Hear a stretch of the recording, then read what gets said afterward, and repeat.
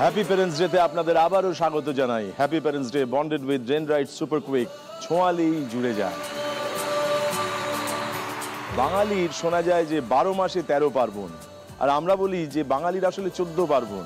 আর 14 পার্বণ বলে আমরা যাকে চিহ্নিত করতে চাই সেটি হলো হ্যাপি প্যারেন্টস ডে। কেননা প্রতিদিন প্রতি মুহূর্তে প্রত্যেক বাঙালির ঘরে ঘরে এবং অবাঙালির ঘরেও ঘটে চলেছে একটি অভূতপূর্ব উৎসব, যেটির নাম হ্যাপি প্যারেন্টস ডে।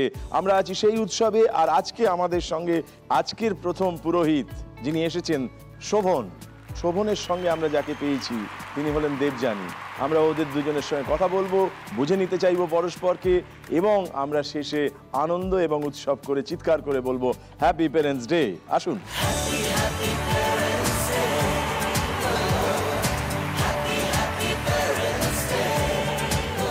নমস্কার স্যার। আপনাকেও নমস্কার। তুমি কোথা থেকে এসেছো? আমি এসেছি পূর্ব মেদিনীপুর কাঁথি থেকে। কাঁথি থেকে? আচ্ছা, বাহ। আমি বর্তমান ইকোনমিক্স অনার্স নিয়ে পড়ছি। বাহ। এছাড়া আমি গত 6 বছর ধরে থিয়েটারের সঙ্গে যুক্ত। বাহ।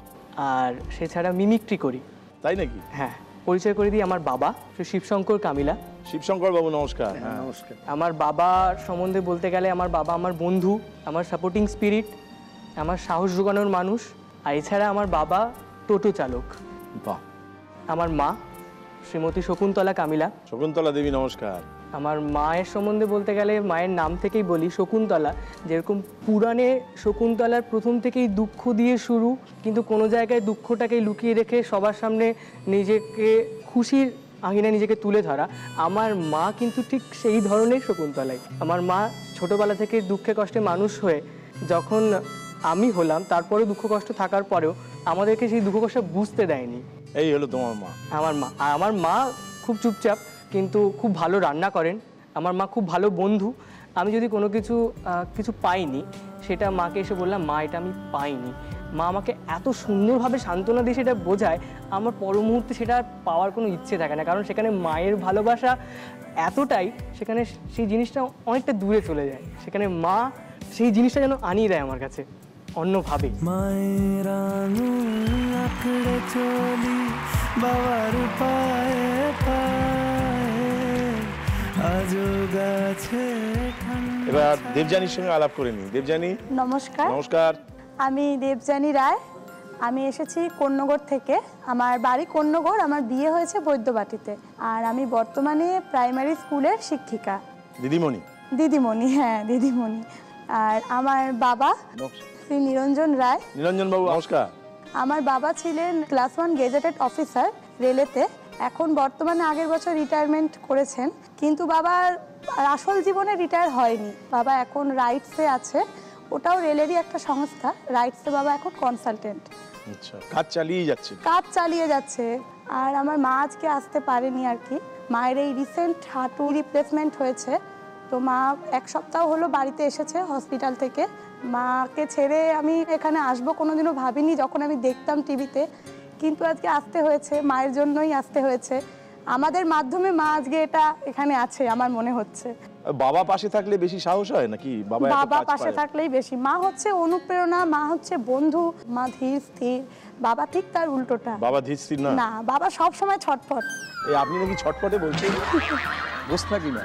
বেশ, আমরা এখানে একটা ইচ্ছে পূরণের খেলা খেলি, বুঝলে? 4টে ইচ্ছে পূরণ করা হয় বাবা মার জন্য, এবং সেই জন্য আমরা খেলাটাকে 4টে ভাগে ভাগ করে রেখেছি। প্রথম পর্ব, দ্বিতীয় পর্ব, তৃতীয় পর্ব, চতুর্থ পর্ব। প্রথম পর্বে প্রথম ইচ্ছে পূরণের জন্য 50 জোগাড় করতে হয় নম্বর। দ্বিতীয় পর্বে দ্বিতীয় ইচ্ছে পূরণের জন্য আরো 50 অর্থাৎ 100 জোগাড় করতে হয়। তৃতীয় পর্বে 3 নম্বর ইচ্ছে পূরণের জন্য আরো 50 অর্থাৎ 150 জোগাড় করতে হয়, এবং চতুর্থ পর্বে আরো 50 অর্থাৎ 200 জোগাড় করতে হয় চতুর্থ ইচ্ছে পূরণের জন্য। এবং আজকের খেলায় যে সবচেয়ে বেশি নাম্বার স্কোর করবে সে আর একটা স্পেশাল ইচ্ছে, বিশেষ ইচ্ছে আমাদের সকলের হয়ে প্রতিনিধি হিসেবে পাঠাতে চাইব এমন একজন মানুষের কাছে, যিনি কারো বাবা মা অথবা সন্তান, যিনি এখন একলা অথবা বিপন্ন বোধ করছেন। আমরা আমাদের তরফ থেকে তাকে যতটুকু সাহায্য দেওয়ার, সহযোগিতা দেওয়ার, উষ্ণতা দেওয়ার চেষ্টা করব তোমাদের মারফত। বীণাপানি হালদার, বাগবাজারের বাসিন্দা। ৬৫ বছরের বীণাপানি দেবীর স্বামী মারা গেছেন ৪০ বছর আগে। একমাত্র মেয়ে বিয়ের পর থেকে মায়ের সঙ্গে কোনো যোগাযোগ রাখে না। আমার মেয়ে ২৪ বছর আগে বিয়ে হয়েছে, তারপর থেকে আমাকে কিছু দেখে না। আগে ঠাকুরবাড়ির ভোগ রান্না করতেন, কিন্তু শারীরিক কারণে এখন আর সেই কাজটাও করতে পারেন না।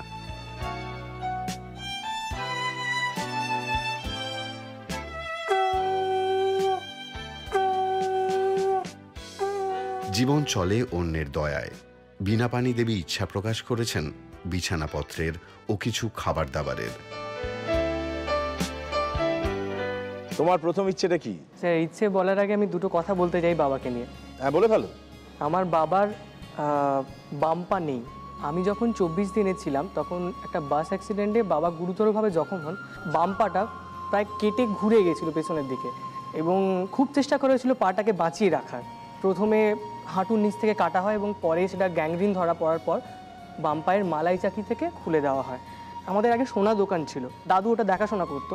বাবার ওই অ্যাক্সিডেন্টের খরচার জন্যে আমাদের যতটা সামর্থ্য ছিল তার বাইরে গিয়েও খরচা করেছে এবং তারপরে সোনা দোকানটা চলেনি, বন্ধ করে দিতে হয়। তারপরে বাবা যেহেতু পা নেই, বিভিন্ন জায়গায় কাজ খোঁজার চেষ্টা করেছে, বিভিন্ন জায়গায় দাঁড়িয়ে দাঁড়িয়ে বিভিন্ন জায়গায় কাজ করেছে। কখনো মুড়ি মিলে, কখনো কেকের ফ্যাক্টরিতে, যে কোনো ধরনের কাজ করেছে। তারপরে একটা সময় আসে বাবা সেভাবে কাজ খুঁজে পায়নি। কষ্ট করে বাবা লোন নিয়ে টোটো কেনে এবং তারপরে শুধুমাত্র আমাদের সবাইকে খুশি দেওয়ার জন্য, আনন্দে রাখার জন্য বাবা টোটো, মানে পা না থাকা অবস্থাও নিজে কষ্ট করে টোটোটা চালায়।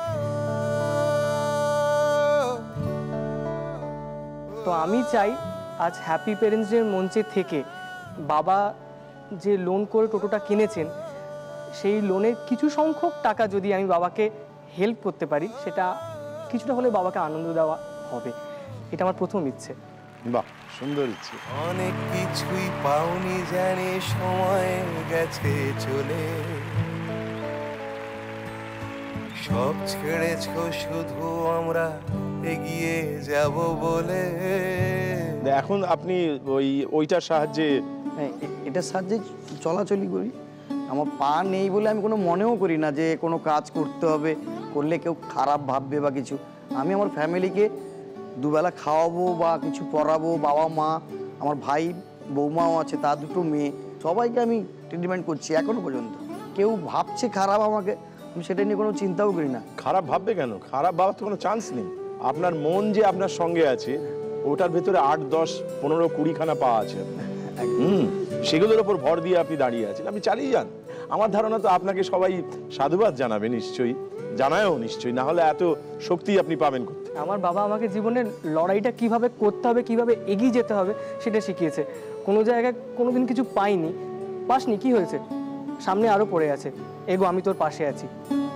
আপনি হচ্ছেন সেই মানুষ যিনি দৃপ্ত পদক্ষেপে হেঁটে চলেছেন।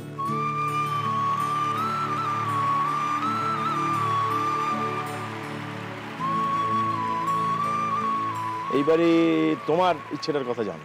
আমার মায়ের এই রিসেন্ট যেহেতু নি রিপ্লেসমেন্ট হয়েছে, তো এখন যেহেতু মায়ের হাঁটতে খুব অসুবিধা, এখন পুরোপুরি ভালো পাচ্ছে না, তাই আমি একটা হ্যান্ডস্টিক মায়ের জন্য চাই আর কি, যদি হয় খুবই ভালো হয়। নিশ্চয়ই। বেশ, আমরা আছি প্রথম পর্বে। প্রথম ইচ্ছে পূরণের জন্য তোমাদের কাছে প্রশ্ন আসবে। তোমার প্রথম পর্বের প্রথম ইচ্ছে পূরণের জন্য প্রথম প্রশ্নটাকে আনা হচ্ছে। খুব মন দিয়ে দেখো, তারপর উত্তর দাও। দেখে নাও।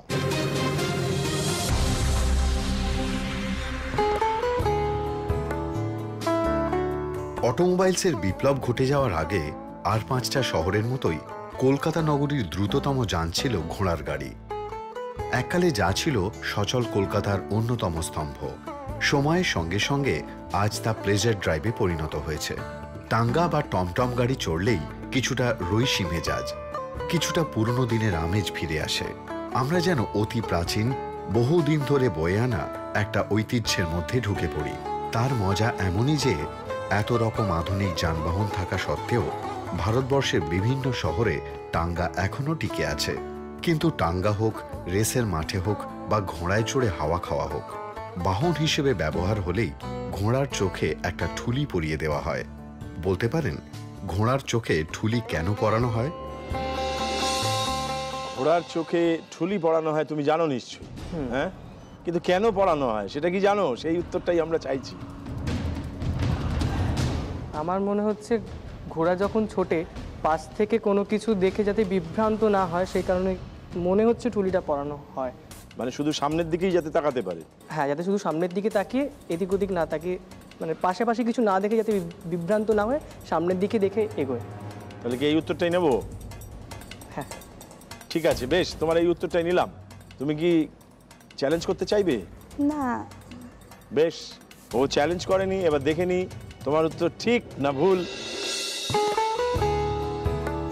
ঘোড়ার চোখের অবস্থান অনুযায়ী দুটি চোখ মিলিয়ে ঘোড়া 360 ডিগ্রি অ্যাঙ্গেল দেখতে পায়। পাশ থেকে বা পিছন থেকে আচমকা কিছু এসে পড়লে ভয় পেয়ে সে বিপজ্জনক আচরণ করতে পারে।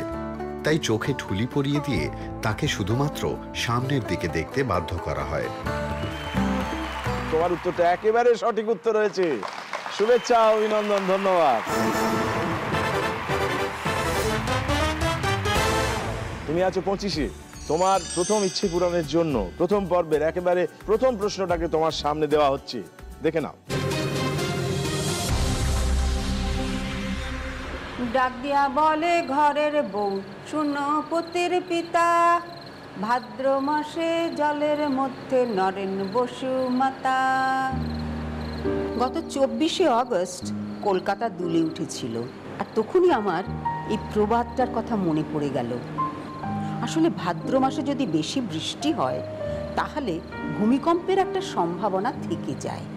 বিজ্ঞানীরা তো ভূমিকম্পের কোনো পূর্বাভাস দিতে পারছেন না, তো তাঁরা এটা তলিয়ে ভেবে দেখতে পারেন। এরকম অনেক বাংলা প্রবাদ আছে যেগুলোর মধ্যে থেকে একটা অদ্ভুত উইজডম ফুটে বেরোয়। পৌষের কুয়া বৈশাখে ফল, যতদিন কুয়া ততদিন জল। মানে পৌষ মাসে যতদিন কুয়াশা হবে, বৈশাখ মাসে ততদিন বৃষ্টি হবে।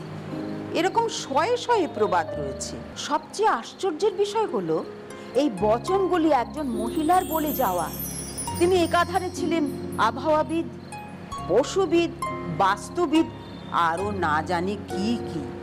এবার আপনাদের বলতে হবে এই মহিয়সী নারীর নামটি কি। একটি প্রশ্ন এসেছে প্রবাদ প্রবচন নিয়ে। মণিদিদা জানিয়েছেন যে এর উৎসই বা কি, বা এর মানেই বা কি, কিন্তু এইটা যার সৃষ্টি সেই মহিলার নাম কি?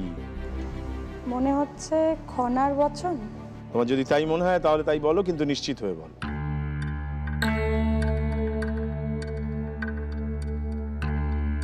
আর তো কিছু মনে পড়ছে না, খনার বচনই মনে হচ্ছে। মানে খনা? হ্যাঁ। বেশ, তোমার এই উত্তর নিলাম। তুমি কি চ্যালেঞ্জ করতে চাইবে? না। বেশ, এবার দেখে নি তুমি আজকের প্রথম প্রশ্নের প্রথম যে উত্তরটা দিলে সেইটি কি তোমাকে 25 নম্বর দিল নাকি একটু আটকে রাখলো, দেখে নি। দুঃখের কথা কি জানেন? সেদিনের পুরুষতন্ত্র তাঁর পাণ্ডিত্যে ঈর্ষাপ্রবণ হয়ে তাঁর জিভ কেটে দিয়েছিল। এই মহিয়সী নারীর নাম খনা। তার মানে জানতে পারলাম তুমি যে উত্তরটা দিয়েছো সেটি একেবারে সঠিক উত্তর হয়েছে।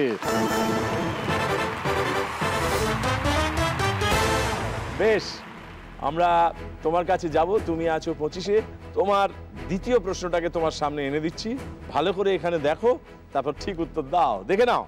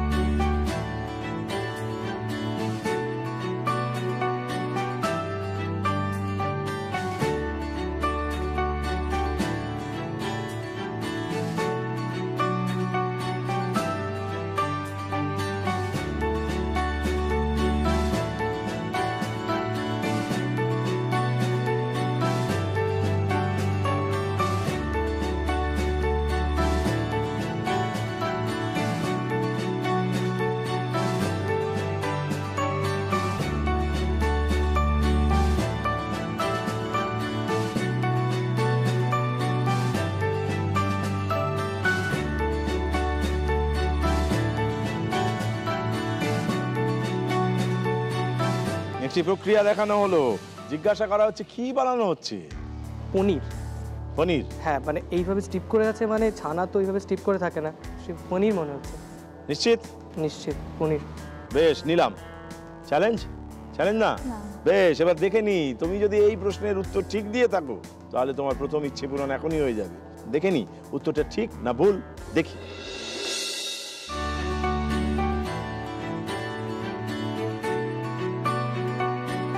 এতক্ষণ যাবৎ যেটা তৈরি হলো সেটা হলো পনির। পনির, একেবারে ঠিক উত্তর দিয়েছো, শুভেচ্ছা।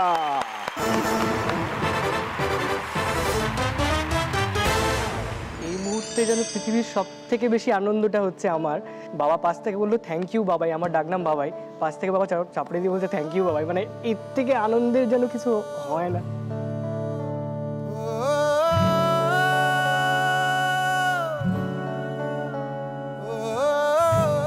মানে বাবা মার মুখে এইভাবে আনন্দ দিতে পেরে মানে কি হচ্ছে সেটা বলে বোঝাতে পারবো না। তোমরা ছিলে বলেই ছিল স্বপ্নগুলো কাছে, ছোট্টবেলার রূপকথারা এমনি করেই বাঁচে। চলো আমরা সামনে গিয়ে উৎসব করি। আমরা এবার সোনার কাঠি মুখে তুলে নিই, আজ তোমাদের স্বপ্নগুলো সত্যি করে দিই। ইচ্ছে খুশি ফিরিয়ে দেওয়া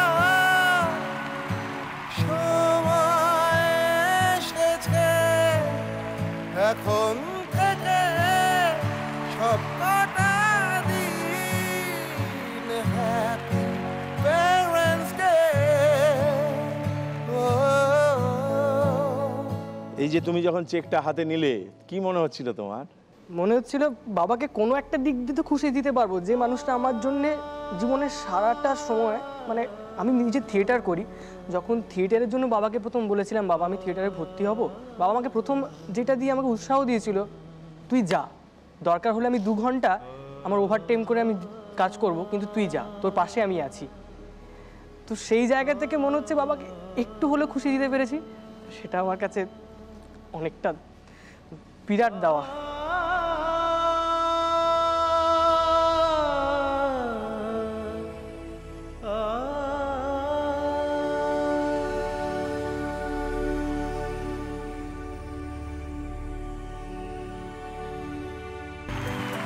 এবার আমরা তোমার কাছে যাবো দেবযানী। তোমার প্রথম ইচ্ছে পূরণের জন্য দ্বিতীয় প্রশ্নটাকে তোমার সামনে আনা হচ্ছে, ভালো করে দেখো, তারপর ঠিক উত্তর দাও। দেখে নাও।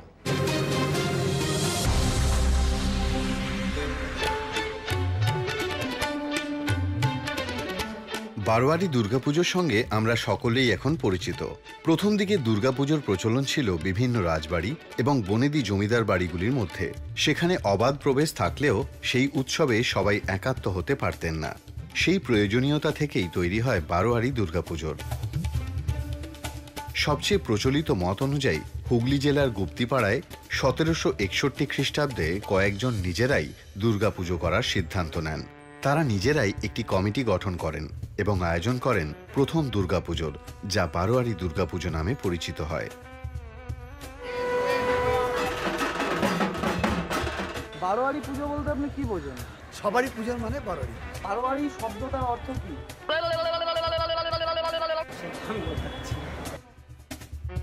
বারোয়ারি শব্দটার অর্থ কি? বারোয়ারি কেন বলা হয়? বারোয়ারি পুজো আমরা বারবার বলছি, বারোয়ারি শব্দটা কেন ব্যবহার করা হয়? 12 আর ইয়ারি, হ্যাঁ, মানে 12 জন ইয়ার বা বন্ধু মিলে যে পুজোটা শুরু করেছিল প্রথম, সেই জন্যই এটার নাম হয়েছিল বারোয়ারি। বেশ, এটাই উত্তর তোমার? তোমার এই উত্তরটা নিলাম। হ্যাঁ। বেশ, তুমি কি চ্যালেঞ্জ করতে চাইবে? না। এবার দেখে নিই তোমার কাছ থেকে যে উত্তরটা পাওয়া গেল সেটার হাত ধরে তোমার প্রথম ইচ্ছে পূরণ হচ্ছে কিনা, দেখি।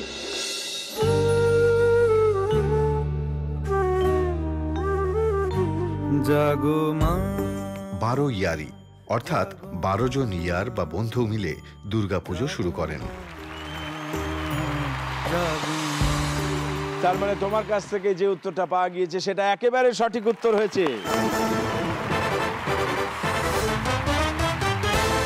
তুমি ছিলে 25-এ, দ্বিতীয় প্রশ্ন থেকে আরো 25 পেলে, পৌঁছলে 50-এ। 50-এ পৌঁছলো মানে তোমার প্রথম ইচ্ছে পূরণ। চলো আমরা ইচ্ছে পূরণ করি, এসো।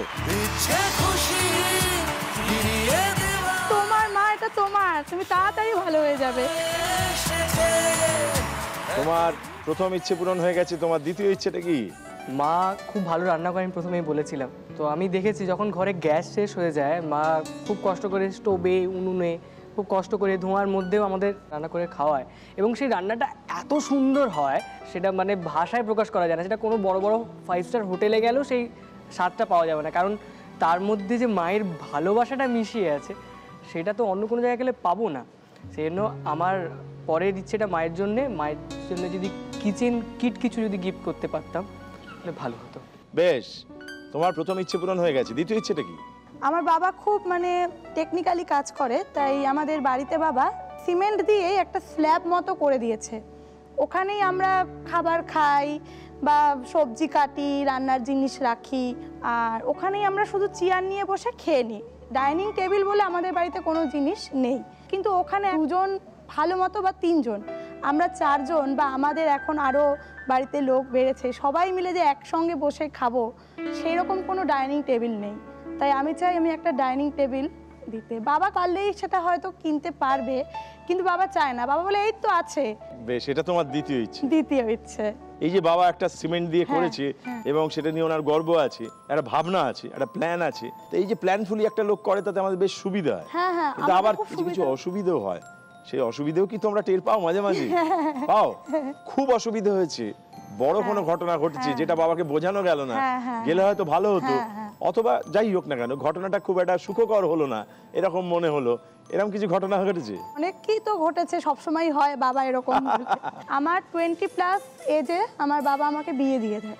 আমি সবে গ্র্যাজুয়েশন কমপ্লিট করেছিলাম। বাবা চায় মেয়েদের 20-21-এর মধ্যে বিয়ে যেন দিয়ে দিই, তারপরে সে পড়ুক, চাকরি করুক, কিন্তু বিয়েটা 20-21-এর মধ্যে দিতেই হবে। আমার দিদিকেও 21+এ বিয়ে দিয়ে দিয়েছে, আমারও 20+ হয়ে গেছে। মানে আমরা যখন উচ্চ মাধ্যমিক দেবো তখন থেকে বাবা পেপার দেখতো, তখন ভাবতাম যে কি বাবা এত তাড়াতাড়ি বিয়ে দিয়ে দিচ্ছে, হ্যাঁ না আমি আরও পড়বো, এটা তো থাকেই। তো সেটা একটা মতের বিরোধ হয়েছিল তখন বাবার তখন সঙ্গে। কি কষ্ট হয়েছিল? খুব কষ্ট হয়েছিল। বলেছিলে বাবাকে? বলেছিলাম, বাবা তখন বুঝিয়েছিলেন যে না এটা তোমার ভালোর জন্যই আমরা করছি। এখন হয়তো ভাবি ঠিকই করেছে হয়তো বাবা তখন, কিন্তু তখন এইটা নিয়ে একটা মানে মনে খারাপের ছিল। আপনাকে একটা প্রশ্ন করি, সেদিন যদি ওর বিয়ে না দিতেন তাহলে আপনার কি ধারণা যে আজকে যে জীবন নির্বাহ করছে ও, যে সংসার করছে শ্বশুর বাড়ি আপনাদের নিয়ে, এই যে একটা দারুণ সুন্দর হাসি মুখে রয়েছে, এমনটা হতো না? আপনি ওইটা করেছিলেন বলেই এরকমটা হয়েছে। ঘর পোড়া গরু সিঁদুরে মেঘ দেখলে ভয় পায়, এই একটা ব্যাপার আছে। আমরা আমাদের একটা বোনকে বিয়ে দিতে পারিনি, নানা রকম অসুবিধার জন্য স্টেপ করে ওর কথা শুনে আর 2 দিন পরে হবে এইসব করতে করতে বোনটার আর বিয়ে আজই পর্যন্ত হলো না। আমি ঠিক করেছি গ্র্যাজুয়েশন হয়ে গেছে, তারপরে পড়লে যা তার জন্য যা সহযোগিতা দরকার আমি করব, কিন্তু বিয়েটা দিয়ে দিই। এবং ঠিকই ছেলে পেয়েছি, দুজনেই রেলের ছেলে এবং সুপারিনটেন্ডেন্ট লেভেলে চাকরি করে, তবু এরা বিরোধিতা করেছিল, আমি কিন্তু একমতে বিয়ে দিয়েছি। আপনি শুনবেন না? না, আমার মা আমাকে সাপোর্ট করেছে। এরকম কি হতে পারতো না যে ও একটা আরো ভালো চাকরি করত, আরো ভালো জীবন যাপন করত, এবং তারপরে এই যে ভদ্রলোকের সঙ্গে বিবাহ হয়েছে তার সঙ্গেই বিয়ে হতো? তার সঙ্গে হয়তো হতো না, কারণ সে তো বিয়ের জন্য পেপারে এসে গেছে। ও, সে পেপারে এসে গেছিল? হ্যাঁ। মানে আপনি বলছেন এটা ব্যাপারটা অনেকটা ট্রেনের মতো, একবার স্টেশন ছেড়ে বেরিয়ে গেলে ও ট্রেনে আর ওটা যাবে না। কিন্তু আমি বলি পরে তো আর একটা ট্রেন আসছে। আর এই পূর্বপুরুষের কথা সব লেখা ছিল। লেখা ছিল? হ্যাঁ। ওর শ্বশুর বাড়ির লোক নিশ্চয়ই দেখে আমাকে ভিলেন ভাববেন না যে আমি এইসব প্রশ্ন করছি। আমি আসলে বুঝতে চাই। ভিলেন আমার বন্ধুরা হয়ে গেছিল, তাই না? হ্যাঁ। এই যে আমাকে সবাই চাকরি করতে মানা করছে, আমি রাইটসে আছি, আমি বাড়িতে বসে বসে কি করব? আমার স্ত্রীর সঙ্গে 3টে ভালো কথা বলবো, তারপর 2টো কথা তক্কাতক্কি হবে, এই তো চলবে। তার চেয়ে আমি ওখানেই কাজ করি। তাহলে 3টের বেশি কথা বলেন না নাকি? না 5টা বললেই তো আপনি বলছেন 2টোই ঝগড়া।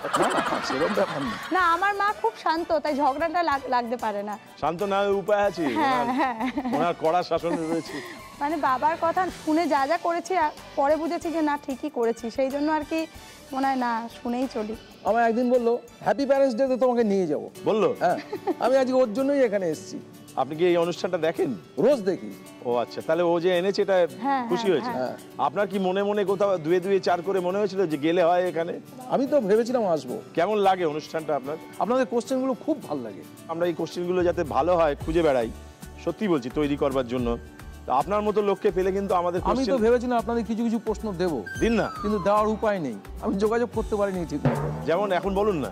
যেমন আপনারা এই পর্যন্ত এই প্রশ্নটা করেননি, দুম করে এই স্টুডেন্টদের জিজ্ঞেস করবেন বরফ গলনের লিনতাপ কত। আচ্ছা, বিজ্ঞানের প্রশ্ন। যেমন কাশ্মীরে ডাল লেকে শীতকালে বরফ জমে গেছে, তার উপর গাড়ি যাচ্ছে, তার তলায় মাছগুলো ছিল, কি হবে? কি হবে? দুটো পেলাম। সামনের যে আমরা সিজন করব, হ্যাঁ, তখন আমাদের তো অনেক প্রশ্ন জোগাড় করতে হয়। আমি কিছু কিছু প্রশ্ন দেবো, এগুলো আমরা ঢোকাবো।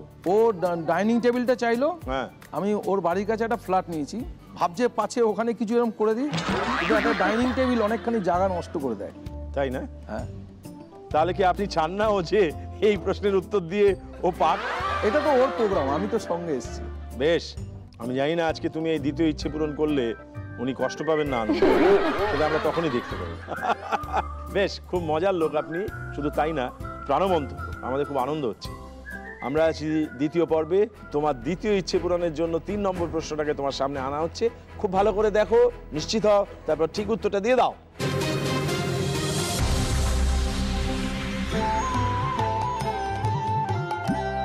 আজ থেকে প্রায় 300 বছর আগের কথা। 1800 শতকের প্রথম দিকে তার জন্ম সেকালের কুমারহট্ট গ্রামে, আজ যা উত্তর 24 পরগনার হালি শহর। অল্প বয়সেই বাবা মাকে হারিয়ে রোজগারের আশায় তিনি চলে আসেন কলকাতা। আমার হাতে গরানহাটায় দুর্গাচরণ মিত্রের কাছারিতে কাজে যোগ দেন, কিন্তু কাজে তার মন ছিল না মোটেই। একদিন হিসেবের খাতায় লিখে ফেললেন, আমায় দে মা তবিলদারি, আমি নিমক হারাম নই শঙ্করী। দুর্গাচরণ মিত্র তার কবিত্ব শক্তিতে মুগ্ধ হয়ে মাসিক বৃত্তি দিয়ে হালি শহরে ফেরত পাঠিয়ে দেন। শুরু হয় তার সাধনা ও কাব্য রচনা।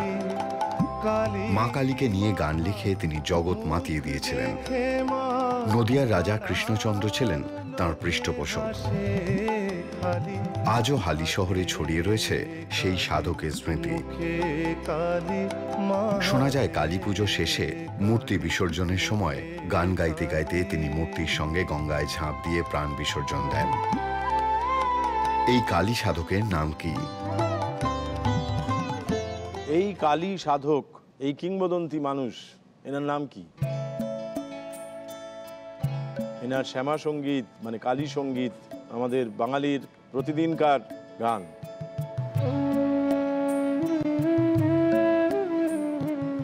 রামপ্রসাদ। তোমার যদি তাই মনে হয় তাহলে সেটাই উত্তর। মনে হচ্ছে রামপ্রসাদ। বেশ, তোমার এই উত্তরটা নেব। হ্যাঁ, বেশ, তোমার এই উত্তরটা নিলাম, রামপ্রসাদ। চ্যালেঞ্জ করতে চাইবে? রামপ্রসাদ আমারও মনে হচ্ছে। তাহলে তুমি চ্যালেঞ্জ করবে না? না। বেশ, এবার দেখে নি তোমার কাছ থেকে যে উত্তরটা পাওয়া গিয়েছে রামপ্রসাদ, ইনি সেই মানুষই কিনা। এই সাধক ও কবি হলেন রামপ্রসাদ সেন। তার মানে তুমি যে উত্তর দিয়েছো সেটি আবার একেবারে ঠিক উত্তর হয়েছে। তুমি ছিলে 50-এ, পৌঁছে গেলে 75-এ। বেশ, এবার দেবযানী তোমার পালা। তুমি আছো 50-এ। এটি তোমার তৃতীয় প্রশ্ন দ্বিতীয় ইচ্ছে পূরণের জন্য। আমরা দেখে নিই আজকে তোমার 3 নম্বর প্রশ্নটা কি আছে, দেখো।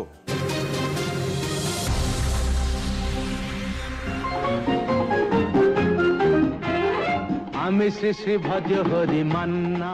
গুড ইভিনিং দেবশঙ্কর দা, ভজহরি মান্নার তরফ থেকে সবাইকে জানাই পুজোর প্রীতি, শুভেচ্ছা ও ভালোবাসা।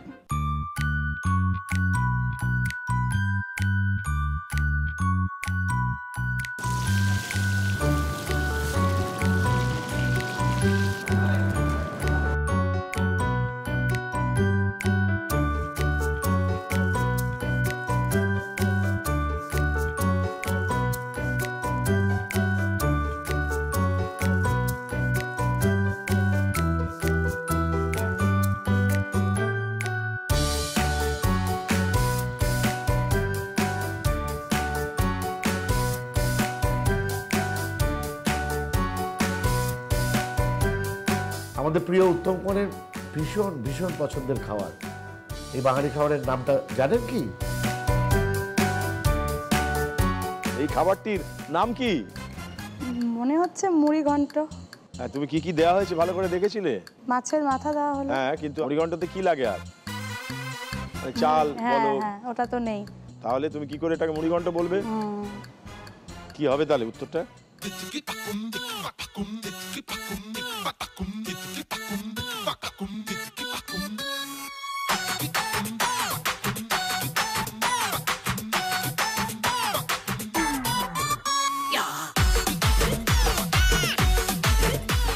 মাছের মাথা চচ্চড়ি। এটা একটা পুরনো বাঙালি খাবার যেটা অনেক বাড়িতে এখনো হয়। তাহলে কি বলবে এটাকে? সেই প্রচলিত নামটা কি?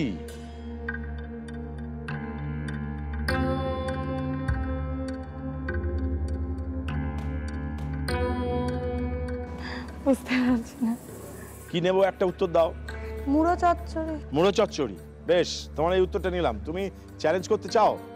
বেশ, এবার দেখে নিতে চাইবো যে উত্তরটা আমরা খুঁজছিলাম। তুমি বলেছো মুড়ো চচ্চড়ি, আর আমরা এই খাবারটির নাম কি বলে জানি? দেখি। ভেটকি কাটা চচ্চড়ি। কাটা চচ্চড়ি। কাঁটার চচ্চড়ি বা কাঁটা চচ্চড়ি। কিন্তু যে উত্তরটা দিয়েছো সেটা ঠিক হয়নি, তোমার উত্তরটা ভুল হয়েছে। তুমি আপাতত 50-ই রইলে, তুমি আছো 75-এ। তোমার কাছে এবার 4 নম্বর প্রশ্নটা আসবে। যদি তুমি ঠিক উত্তর দিতে পারো তাহলে তোমার দ্বিতীয় ইচ্ছে পূরণ হবে। মন দিয়ে দেখে নাও তোমার 4 নম্বর প্রশ্নটা কি আছে, দেখো।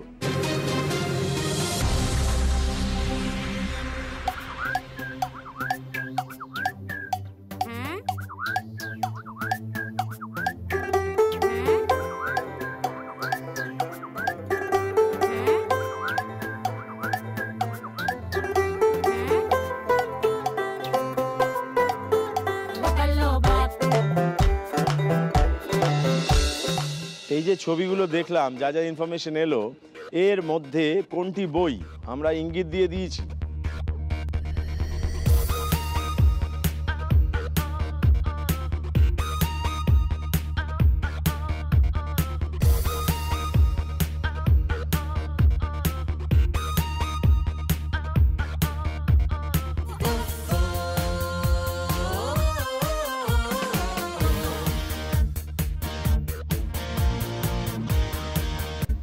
অভিধান। তার মানে কোনটা? মাঝখানেরটা। অভিধান। কি কারণে মনে হচ্ছে? অভি এবং ধান, অভিধান। অভিধান মানে একটি বই, এক ধরনের অভিধান। বিশেষ বই। হ্যাঁ, তাহলে এটা নেবো তো? নিশ্চয়ই। বেশ, তুমি কি চ্যালেঞ্জ করতে চাইবে? না, আমরা দেখে নি এই অভিধান বলে যে শব্দটা তুমি আমাদের জুগিয়েছো, অর্থাৎ যেটাকে তুমি বই বলেছো, সেটা উত্তরটা ঠিক হলো না ভুল হলো আমরা দেখে নি।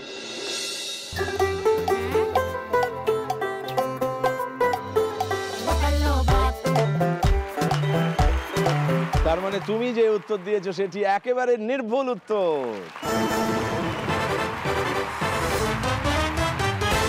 তুমি ছিলে 75-এ, 25 জোগাড় করে ফেলেছো এবং সেই সঙ্গে পৌঁছে গেছো 100-তে এবং মায়ের জন্য ইচ্ছে পূরণ করে ফেলেছো।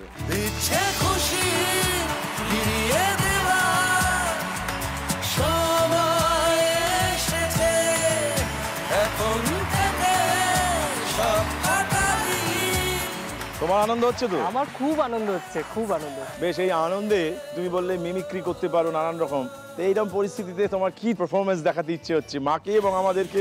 পরেশ রাওয়াল হতেন। পরেশ রাওয়াল হতো। কেমন হতো? কেমন হতো? ওই মা দাঁড়িয়ে আছে। ये राजू, ये देख रहे बाबा माँ के लिए पूरा सेट लेके आ गए रे बाबा। देवा पूरा किचन उठा के लिया। तो कभी क्या दो तर चोर क्या करेगा तू रे बाबा? उठा ले रे, मेरे को नहीं रे देवा, राजू को उठा ले।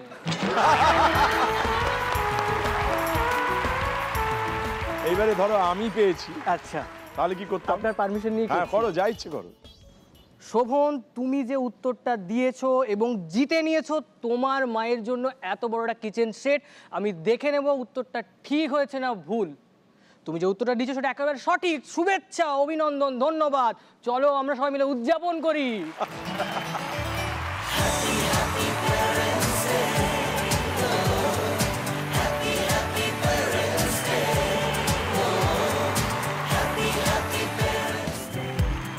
আমি মিমিক্রি করলাম, কিন্তু আমার মিমিক্রির আসল ইন্সপিরেশন আমার বাবা। তাই নাকি? হ্যাঁ। আচ্ছা।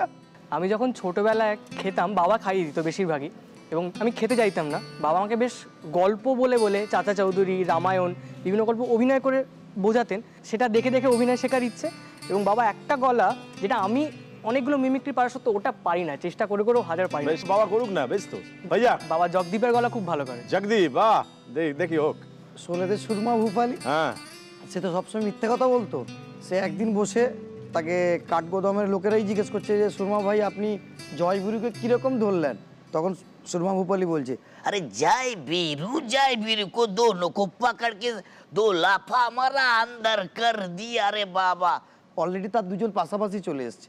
ফের क्या हुआ? अरे फिर क्या हुआ? ऐसे यार ऐसे पकड़ के सामने ले आया। अरे आप लोग कब आया? तुम लोग का काम नहीं है 100 झूठे बात मेरे मुंह से सुनते हो हर रोज। বাহ, খুব ভালো। আমি কাতি হাই স্কুলের ছাত্র। কাতি হাই স্কুলে যখন নাটক হতো প্রতি বছর সাংস্কৃতিক অনুষ্ঠানে, সেখানে নাটকটা কম্পিটিশান হতো যথারীতি। তো পরপর 3 বছর সেখানে ফার্স্ট হই, এবং যে বছর প্রথম নাটক করে আমি ফার্স্ট হই, আমার বাবা এই অবস্থায় উঠে পড়ে চিৎকার করে করে হাততালি দিয়েছিল, এবং সেটা আমার কাছে বিরাট, মানে যেটা ভাষায় প্রকাশ করা যায় না সেটা কতটা আনন্দদায়ক ছিল। সেটাই সবচেয়ে বড় পুরস্কার। সেটা সবথেকে বড়। তুমি যে এত আনন্দ পেয়ে এটা বলছো, সেটাই তো তুমি ওর পা হয়ে উঠলে। আর সবাই বসে আছে, আমি মঞ্চ থেকে দেখতে পাচ্ছি বাবা উঠে চিৎকার করে হাততালি দিচ্ছে, সেটা আমার কাছে বিরাট পাওয়া, বিরাট পাওয়া।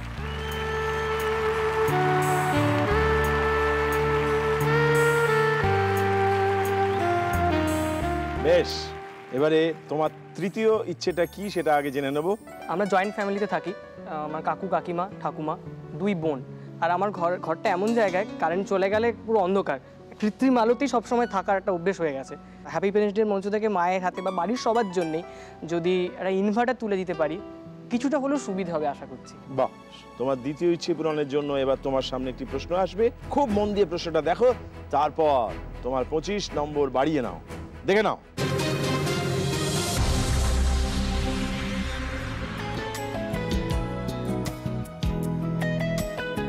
শোনা যায় পৃথিবীর প্রাচীনতম শার্টটি নাকি 5000 বছরেরও পুরনো, এবং সেটি ইজিপ্টের একটি মমির সাথে সযত্নে সংরক্ষিত আছে। শুনতে মজা লাগবে, বিংশ শতাব্দীর শুরুর দিক অবধি ইউরোপ আমেরিকাতে শার্ট পরিহিত মানুষ দেখলে সবাই হাঁ করে তাকিয়ে থাকত। বাঙালিদের কাছে শার্ট এসেছে সাহেবদের হাত ধরে, তবে সময়ের সাথে শার্টের স্টাইলের পরিবর্তন হতে থেকেছে, এবং ক্যাজুয়াল, ফর্মাল, শর্ট শার্ট ইত্যাদি শ্রেণী বিভাগও হয়েছে, এবং লিঙ্গভেদের পরিবর্তন ছাড়িয়ে মহিলারাও এই ফ্যাশনটি আপন করে নিয়েছেন। পুরুষ এবং মহিলাদের শার্টের মধ্যে বেশ কিছু ফারাক আছে বলাই বাহুল্য, এবং সেটি বোতাম কেন্দ্রিক। ফারাকটি কি? ছেলেদের জামা এবং মেয়েদের জামা, এই দুটোর মধ্যে একটা তফাৎ আছে, এবং সেটা বোতামকে কেন্দ্র করে, যেটা খুব নির্দিষ্ট করে বলা যায়, প্রথমেই বলা যায়। তোমার কি মনে হয় সেই বৈশিষ্ট্যটা কি?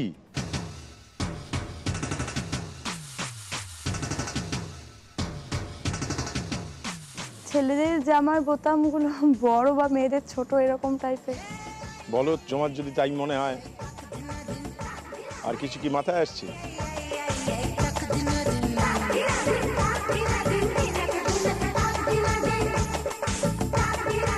কি হতে পারে? বাবার সঙ্গে আলোচনাও করতে পারো, বলা যায় না, বাবা জানতেও পারেন এটা, জানি না।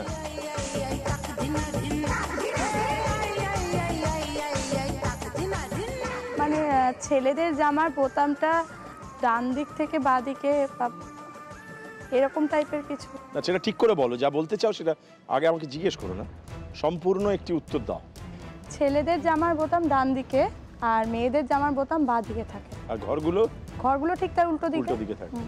অতএব ওটা দিক, বোতামের দিকটা দুজনের ক্ষেত্রে পরিবর্তন হয়ে যায়, পার্থক্য। হ্যাঁ, বোতামের দিকের পরিবর্তন। এটাই তোমার উত্তর? এটাই। বেশ, তোমার এই উত্তর নিলাম। তুমি কি চ্যালেঞ্জ করবে? আর চ্যালেঞ্জ করার প্রশ্নই ওঠে না। কেন? আমার মনে হয়েছিল ছেলেদেরটা ডান দিকে, মেয়েদেরটা বাঁ দিকে বোতাম থাকে।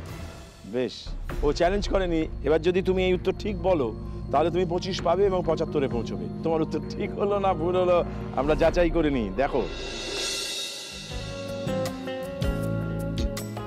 পুরুষদের শার্টের বোতাম ডান দিকে এবং মহিলাদের বাঁ দিকে থাকে। তার মানে তোমার কাছ থেকে যে উত্তরটা ফাইনালি পাওয়া গিয়েছে সেটা একেবারে সঠিক উত্তর হয়েছে। শুভেচ্ছা, অভিনন্দন এবং ধন্যবাদ। তুমি ছিলে 50-এ, পৌঁছলে 75-এ।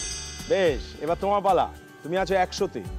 এইখানে দাঁড়িয়ে কি তুমি জাদু প্রশ্ন নিতে চাইবে এবং তোমার তৃতীয় ইচ্ছে পূরণ করে নিতে চাইবে 50 নিয়ে, নাকি তুমি তোমার সাধারণ প্রশ্ন ধরে যাও? বেশ, তোমার 5 নম্বর সাধারণ প্রশ্নটাকে তোমার সামনে দেওয়া হচ্ছে। খুব ভালো করে দেখো এবং ঠিক উত্তর দিয়ে দাও। দেখো,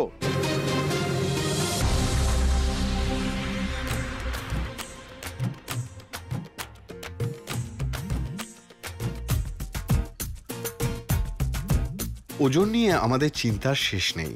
বেশি বা কম সবেতেই দুশ্চিন্তা। ধরুন আপনার ওজন 60 কিলোগ্রাম। এমন একটি জায়গা আছে যেখানে গেলে আপনার ওজন 6 গুণ কমে যাবে, হয়ে যাবে 10 কিলোগ্রাম। কিন্তু কোথায় গেলে? দেখি সবাই কি বলে।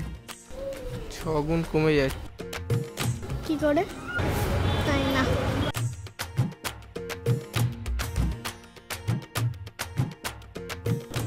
হাওয়ায়, এয়ার, স্পেসে, মহাকাশে গেলে।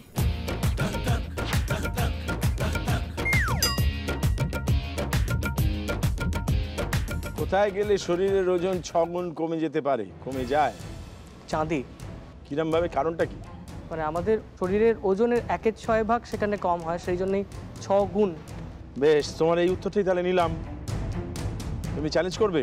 চাঁদেই হবে উত্তরটা। তার মানে তো চ্যালেঞ্জ করার না, সুযোগ নেই, না। তুমি একই উত্তর দিচ্ছ।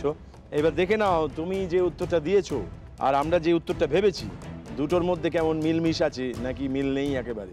দেখে নাও। চাঁদে। চাঁদ, চাঁদ, চাঁদে, চাঁদে। তার মানে তোমার কাছ থেকে যে উত্তর পাওয়া গিয়েছে সেটা একেবারে সঠিক উত্তর হয়েছে। চাঁদের মাধ্যাকর্ষণ শক্তি পৃথিবীর মাধ্যাকর্ষণ শক্তির থেকে 6 গুণ কম, অতএব 6 গুণ কম হবে ওজন, যা ওজন তার থেকে। তুমি আরো 25 পেয়ে গেলে তুমি পৌঁছলে 125-এ। বেশ, ওকে 125-এ দাঁড় করিয়ে রাখলাম। তুমি আছো 75-এ। তোমার আর একটি প্রশ্নের উত্তর ঠিক দিলেই দ্বিতীয় ইচ্ছে পূরণ হয়ে যাবে। বেশ, দেখে নাও।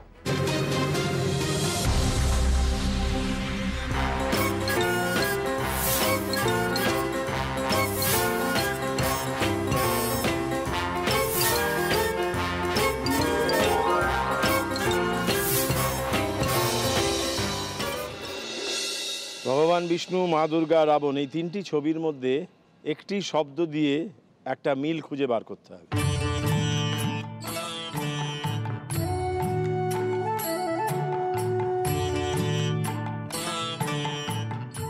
দশ। কি কারণে? মা দুর্গার 10টা হাত, বেশ, রাবণের 10টা মাথা, বেশ, 10 অবতার বিষ্ণুকে বলা হয়, সেই জন্য 10। তার মানে 10 শব্দটাকে তুমি এখানে বসাতে চাইছো। এতে 10-এ 10 হবে তো? দেখা যাক। চ্যালেঞ্জ করতে চাও? না, এবার দেখে নি তোমার কাছ থেকে যে উত্তরটা পাওয়া গেল এটা তোমাকে 100-তে পৌঁছে দিচ্ছে কিনা।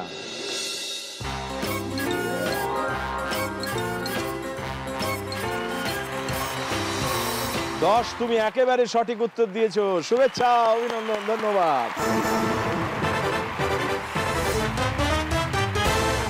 বাবা কেমন লাগছে? খুব ভালো লাগছে। বাবা থাকতে আমাকে কখনো কিছু চিন্তাই করতে হয় না এখনো পর্যন্ত। কোথাও না কোথাও আমার বিয়ে হয়ে গেছে, তাও আমি বাবার উপর পুরোপুরি হয়তো ডিপেন্ড করি। কোথাও ঘুরতে গেলে হোক, যেখানেই হোক, বাবাকে আগে বলি তুমি যাবে, যদি যেতে না পারে তখন বলি তাহলে তুমি সব করে দাও। মানে বাবা ছাড়া ঠিক ভরসাটা আসে না। আর আমার মানে যে হাজব্যান্ড, ওনারও তাই।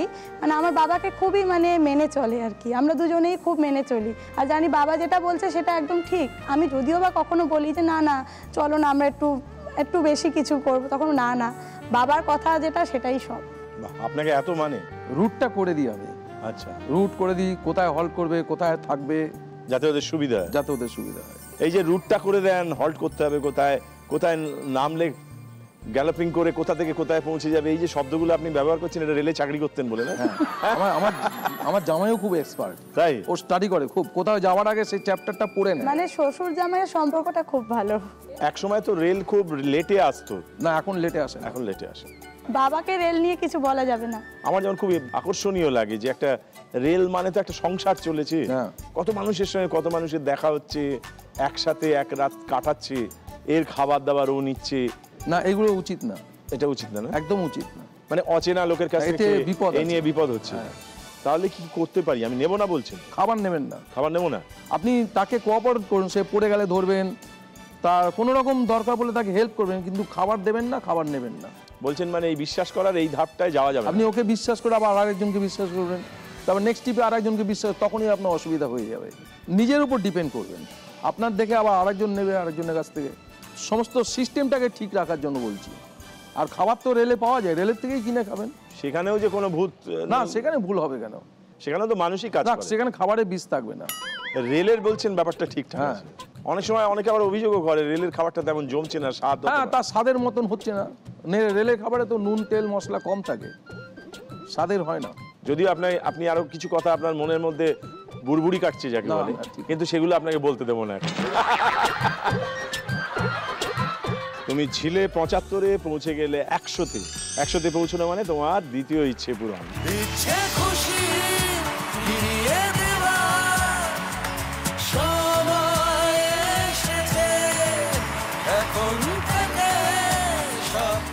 এই যে সিমেন্টের স্ল্যাব হতো, তার থেকে এটা ভালো হলো না? অনেক ভালো হয়েছে। এই জন্য জায়গা দেয়া যায় তো? হ্যাঁ, এই প্রথম হার মেনে নিচ্ছেন তো? হ্যাঁ, আজকে এই হার মেনে নিচ্ছেন। হেরে জিতলাম বলছি, আবার হেরে জিতলাম। হেরে জিতলেন কার জন্য? মেয়ের জন্য। মেয়েকে একটু আশীর্বাদ করুন।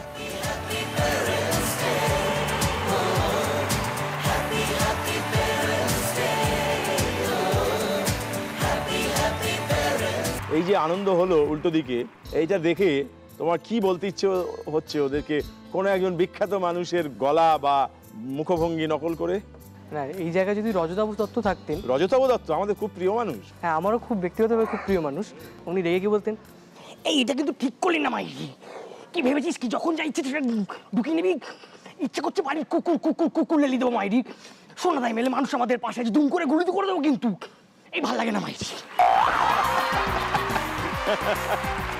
তার মানে ও পাওয়াতে তুমি আনন্দিত হয়েছো নাকি রেগে গেছো? না, আমি আনন্দিত হয়েছি। না না, তুমি আনন্দিতই হয়েছো বলেই তুমি এটা করতে পেরেছো, কিন্তু আরো তোমাকে আনন্দিত করতে চাই। তোমার অন্য আর একটা বিশেষ ইচ্ছে যেটা, সেটা পূর্ণ করতে চাই। আর 25 নম্বর জোগাড় করতে পারলেই তোমার তৃতীয় ইচ্ছে পূরণ হয়ে যাবে। তোমার আজকে শেষ সাধারণ প্রশ্নটা কি আছে খুব মন দিয়ে দেখে নাও।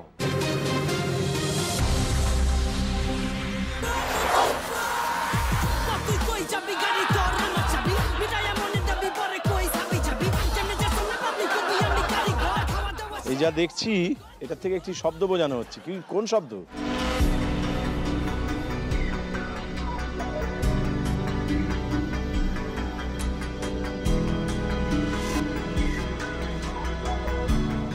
আর্ট লাভ, হেট লাভ, অট্ট হাসি। কি কারণ ব্যাখ্যা করো। আর্টকে আমরা অট্ট বলতে পারি এবং লাভ মানে হাসি, অট্ট হাসি। মানে অট্ট হাস্য, অট্ট হাস্য বা অট্ট হাসি, এটাই তোমার মনে হচ্ছে? তুমি এই ব্যাখ্যাটাই খুঁজে পেয়েছো। বেশ, তুমি কি চ্যালেঞ্জ করতে চাইবে? না, এবার দেখে নি এই উত্তরের হাত ধরে তুমি তোমার তৃতীয় ইচ্ছে পূরণ করতে পারছো কি পারছো না, আমরা যাচাই করি, দেখি।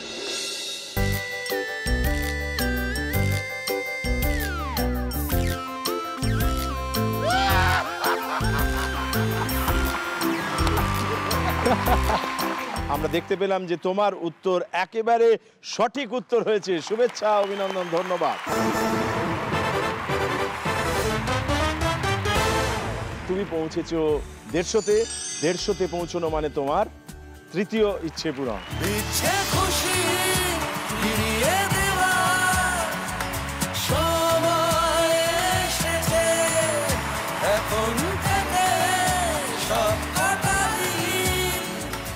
বেশ দেবযানী, এবার তোমার তৃতীয় ইচ্ছেটা আগে জেনে নেব। তৃতীয় ইচ্ছে হচ্ছে, আমার মাকে ডাক্তার বলেছে সবসময় একটু যেন হালকা গরম জল মিশিয়ে চান করেন সবসময়। তাই আমার তৃতীয় ইচ্ছে মায়ের জন্য একটা গিজার। বেশ, তোমার দুটো প্রশ্ন বাকি আছে, একটা ম্যাজিক প্রশ্ন, একটা সাধারণ প্রশ্ন। আচ্ছা, তুমি 100তে যদি ম্যাজিক প্রশ্ন নাও, একবারে 150তে পৌঁছে তুমি এই ইচ্ছে পূরণ করতে পারবে। তা তুমি কি করবে, কোনটা চাই? সাধারণে। সাধারণটাই নেবে। বেশ, তোমার এই তৃতীয় ইচ্ছে পূরণের জন্য আজকে তোমার শেষ প্রশ্ন সাধারণ প্রশ্ন। কি আছে খুব ভালো করে দেখো, তারপর 25 জোগাড় করে নাও, দেখে নাও।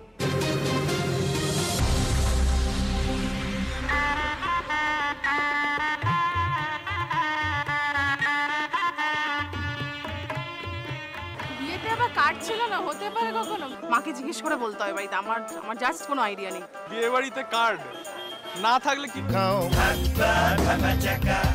দূরভাষ ছিল, টেলিফোনও ছিল, ফোন তখন ফোন ছিলই না। যারা দূর দূরান্তে তাদের টেলিগ্রাম করা হতো, কোনো কিছু কাগজে লিখে suppose kind of thing maybe পাঠাতো। নো আইডিয়া, এখন তো কার্ড হয়ে গেছে, এখন আর কোনো অত চাপ নেই। বিয়ে বাড়িতে কার্ড ছিল না, ইনভাইট পায়রার পায়ে বেঁধে নাকি? আগে লেবু জল দিয়ে নেমন্তন্ন করতো, বা কিভাবে মাথায় আসছে না কিছু? চিঠি লিখে। কারো আগে তখন কেউ বিয়ে করলে তখন কেউ জানতোই না, সেটাই তো একটা ব্যাপার। কোনো লোককে পাঠিয়ে তার হাতে মিষ্টি দিয়ে। মিষ্টিতে কি হবে? বাড়িতে বাড়িতে কি বলে তো এটা হলো পাতা দিয়ে। আগে তো তালপাতাতেও লেখা হতো, সেটাতে হতে পারে হয়তো। এটা একটা কোশ্চেন কোনো না করাই উচিত বরঞ্চ।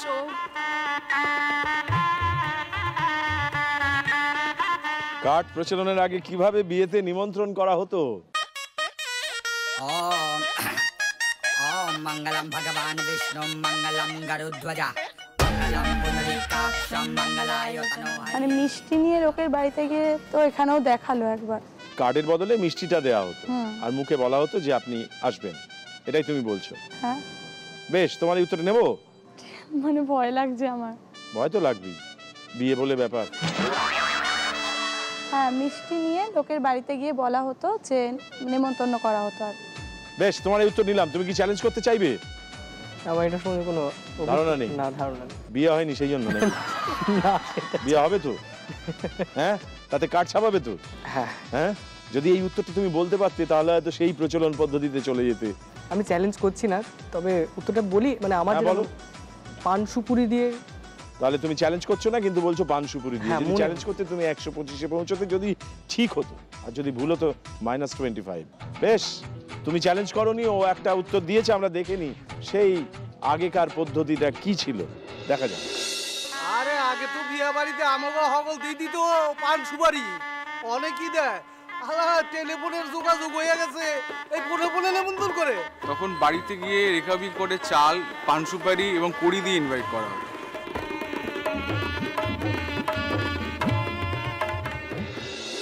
উত্তরটা হচ্ছে পান ও সুপারি। ও চ্যালেঞ্জ করেনি, আর তুমি একটি উত্তর দিয়েছো, দুর্ভাগ্যজনকভাবে সেই উত্তরটি ভুল হয়েছে। তুমি ছিলে 100তে, সেখানেই রইলে। তোমার একটি জাদু প্রশ্ন আছে, ওর প্রশ্ন আছে জাদু প্রশ্ন, সেটাকেও তুমি চ্যালেঞ্জ করতে পারো, অতএব ভয়ের কিছু নেই। বেশ, তুমি আছো 150তে। তোমার চতুর্থ ইচ্ছেটা কি? এই প্রথমবার বাবা মার সঙ্গে কলকাতায় আসা। এর আগে কোনো দিন বাবা মার সঙ্গে কোনো জায়গায় ঘুরতে যাওয়া হয়নি, মানে সম্ভব হয়ে ওঠেনি সেটা। আমি চাই বাবা মাকে নিয়ে যদি সিকিম যাওয়া যেত। বাহ, খুব সুন্দর ইচ্ছে। সেই জন্য তোমার একটি জাদু প্রশ্ন আছে, এটা বলতে পারলেই সেটা হয়ে যাবে। দেখে নিই আমরা তোমার জাদু প্রশ্নটা, এবং আজকের তোমার নিজস্ব শেষ প্রশ্ন, এটা জাদু প্রশ্ন, সেটা কি আছে দেখো।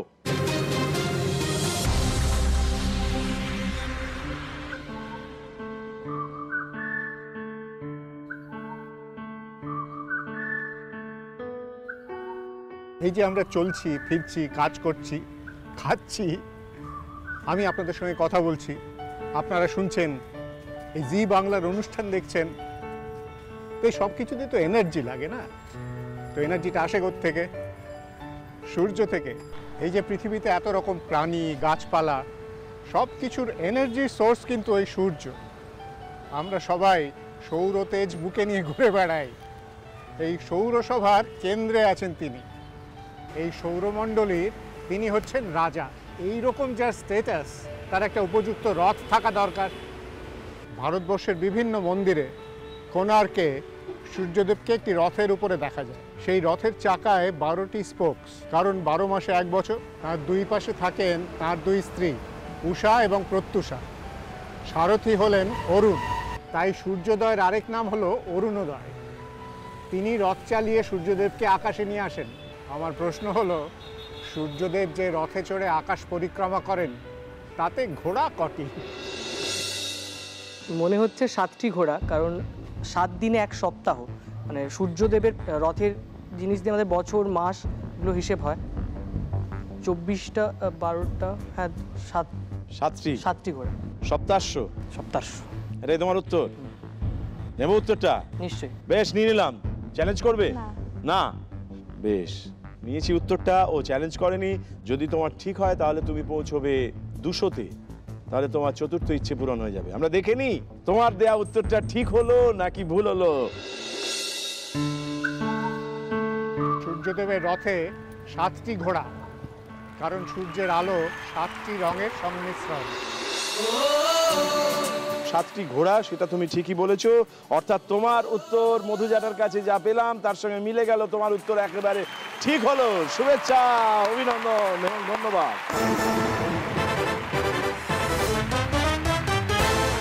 এই তুমি যে উত্তরটা দিলে, এইটার হাত ধরে তুমি 200-তে পৌঁছলে, তোমার চতুর্থ ইচ্ছে পূরণ হয়ে গেল। আমরা উৎসব করব, চলো সামনে যাই।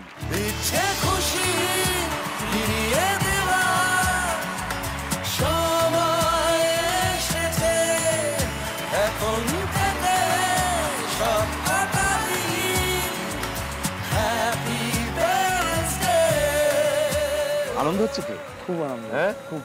আমার সব থেকে হচ্ছে কি, শুধু এই ইচ্ছে না, জীবনের সব ইচ্ছে যেন ও পূরণ করতে পারে।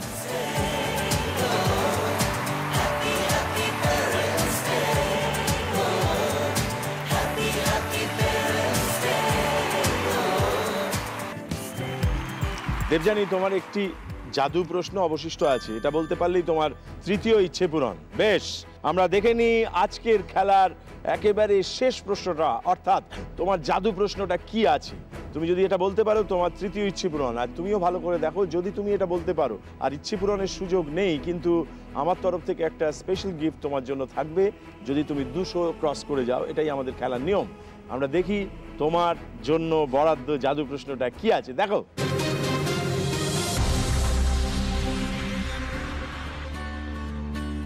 মোবাইল ছাড়া একটা দিন আজ আমরা যেন ভাবতেই পারি না। ভারতের জনসংখ্যা এখন প্রায় 130 কোটি, আর মোট মোবাইলের সংখ্যা প্রায় 104 কোটি।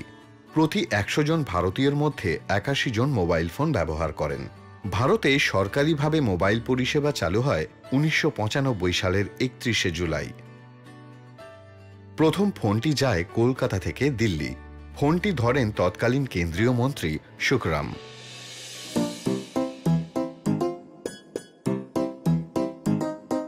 কিন্তু ফোনটি করেন কে?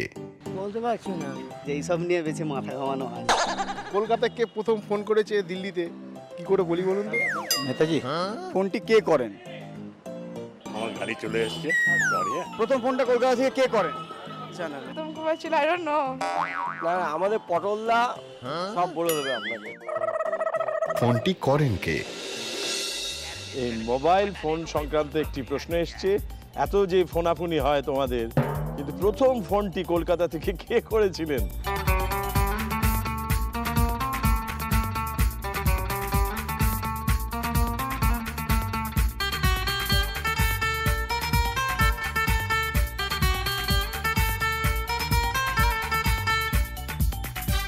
টেলিফোন ভবনের যে চিফ ছিল সে, অথবা তখনকার মুখ্যমন্ত্রী।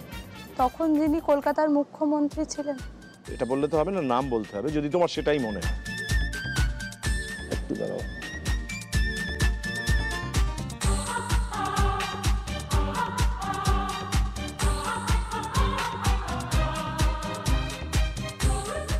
বাবার হাতেই প্রশ্ন আছে, উত্তরও আছে। জ্যোতি বসু। জ্যোতি বসু মনে হচ্ছে। জ্যোতি বসু, বেশ, তোমার এই উত্তর নিলাম। তুমি কি চ্যালেঞ্জ করবে? না। বেশ, যদি তোমার এই উত্তর ঠিক হয় তাহলে তুমি পৌঁছবে 150-তে, তোমার তৃতীয় ইচ্ছে পূরণ হয়ে যাবে। দেখে নিই তোমার দেওয়া উত্তরটা ঠিক না ভুল। জ্যোতি বোস। প্রাক্তন মুখ্যমন্ত্রী জ্যোতি বসু।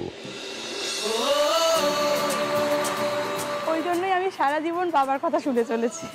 তার মানে বাবার সাহায্য নিয়ে তুমি যে উত্তরটা দিয়েছো সেটা একেবারে সঠিক নির্ভুল উত্তর। শুভেচ্ছা, অভিনন্দন, ধন্যবাদ। তার মানে তুমি ছিলে 100-তে, পৌঁছে গেলে 150-তে। 150-তে পৌঁছানো মানে তোমার তৃতীয় ইচ্ছে পূরণ। এইবারে বাবা আবারও প্রমাণ করে দিল যে বাবার সাহায্য নিয়েই আমি সঠিক পথে এগোবো। হ্যাঁ, তোমার বাবার সাহায্য নিতেই হবে। কিন্তু বাবা যখন কোনো একটা ব্যাপারে নিজের সিদ্ধান্ত থেকে নড়বেন না, তখন প্রশ্নও করতে হবে। হ্যাঁ, সেটা অবশ্যই আমরা করিও। এবং কখনো কখনো বাবা হেরে গিয়ে বলবেন জিতে গেছি। দল বেঁধে আসে এরা। হ্যাঁ, মা, দিদি, জামাই, একজন জামাই এসছে। তখন রাগ হয় না? এরা দল বেঁধে এসছে, গেম খেলছে। গেম খেলছে মনে হয় গেম খেলছে। ছেলে মানুষ। হ্যাঁ, ওদেরকে হারিয়ে আনন্দ হয় না জিতিয়ে আনন্দ হয়? ওদের জিতিয়ে আমার আনন্দ হয়। জিতিয়ে আনন্দ, এটা মানছেন তো? এমনি ও যে এই এখন জিতলো, একটা ইচ্ছে পূরণ করতে পারলো, আনন্দ হচ্ছে তো? আমাদেরও খুব আনন্দ হচ্ছে। চলুন সামনে গিয়ে আনন্দটা উদযাপন করি। আসুন।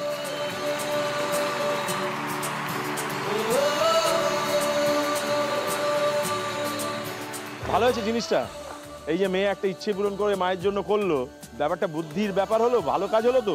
আমিও একটু ব্যবহার করবো। এই তো বলছে আমিও ব্যবহার করবো। আমাদের ইচ্ছে পূরণ আরো অনেকটা হয়ে গেল, কেননা আপনাকে একটু বাগে আনতে পেরেছি। মাঝে মাঝেই আপনাকে হারিয়ে দিতে পারছি। হ্যাপি প্যারেন্টস ডে মঞ্চে আমি পুরো হেরে গিয়ে জিতলাম, পুরো হারলাম এবং পুরো জিতলাম।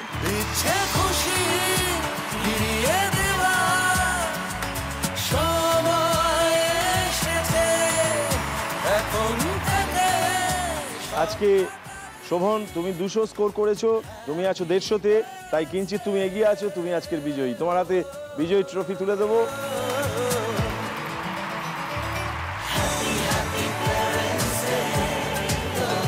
এই শাড়িটা আদি মোহিনী মোহন কাঞ্জিলালের তরফ থেকে, স্বর্ণালী কাঞ্জিলালের ডিজাইন করা, তোমার মার জন্য। হোটেল পোলো টাওয়ার্স শিলংয়ের তরফ থেকে 2 নাইট 3 ডেজ একটা ফ্রি স্টে তোমাদের 3 জনের জন্য। আর এটা কেয়ার কন্টিনিউয়ামের তরফ থেকে একটা বিশেষ হেলথ গিফট তোমার মা বাবার জন্য।